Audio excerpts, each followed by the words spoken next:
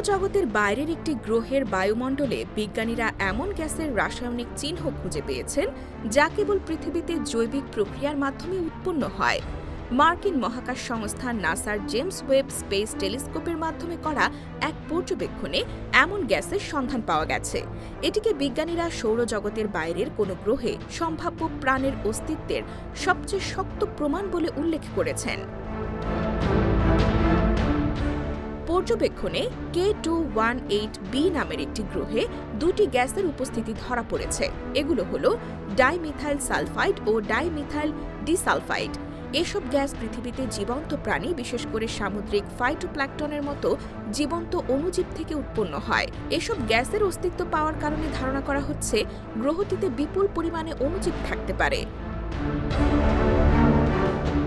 বিজ্ঞানীরা অবশ্য জোরালোভাবে বলেছেন, তাঁরা প্রকৃত জীবন্ত প্রাণীর অস্তিত্ব আবিষ্কারের ঘোষণা দিচ্ছেন না, বরং তারা সম্ভাব্য জৈব চিহ্নের অস্তিত্ব পাওয়ার কথা বলছেন, যা একটি জৈবিক প্রক্রিয়ার সংকেত।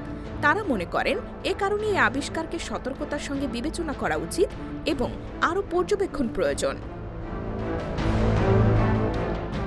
এরপরও বিজ্ঞানীরা এই আবিষ্কারের বিষয়ে উচ্ছ্বাস প্রকাশ করেছেন। ক্যামব্রিজ বিশ্ববিদ্যালয়ের অ্যাস্ট্রোনমি ইনস্টিটিউটের অ্যাস্ট্রোফিজিস্ট অধ্যাপক নিক্কু মধুসূদন বলেছেন, এটি প্রথম কোনো ভিন গ্রহের ইঙ্গিত যা সম্ভবত বসবাসযোগ্য। মধুসূদন আরও বলেন, এটি সৌরজগতের বাইরে প্রাণের অস্তিত্ব অনুসন্ধানের ক্ষেত্রে একটি যুগান্তকারী মুহূর্ত। আমরা পর্যবেক্ষণমূলক অ্যাস্ট্রোবায়োলজি যুগে প্রবেশ করেছি। K218b গ্রহটি পৃথিবীর চেয়ে 8.6 গুণ বড় এবং এর ব্যাসার্ধ আমাদের গ্রহের চেয়ে প্রায় 2.6 গুণ বড়। গ্রহটি একটি লাল বামন তারার আশেপাশে এমন কক্ষপথে আবর্তিত হচ্ছে যাকে বাসযোগ্য অঞ্চল বলা হয়। সেখানে তরল পানির অস্তিত্ব থাকার সম্ভাবনা আছে, যা জীবনের জন্য অপরিহার্য। ওই তারাটি আমাদের সূর্যের চেয়ে আকারে ছোট এবং কম উজ্জ্বল।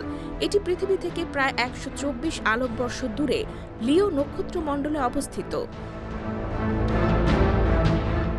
অধ্যাপক নিক্কু মধুসূদন বলেন, এখন পর্যন্ত জেমস ওয়েব স্পেস টেলিস্কোপ থেকে প্রাপ্ত পুরনো ও নতুন সব তথ্য বিশ্লেষণ করে একমাত্র যে ব্যাখ্যাটি যুক্তিযুক্ত মনে হচ্ছে তা হল K218b একটি হাইসিয়ান জগৎ, যা প্রাণে পরিপূর্ণ হতে পারে। তবে তিনি মনে করেন অন্যান্য সম্ভাবনাও অনুসন্ধান করে যেতে হবে। IBTV USA, new York.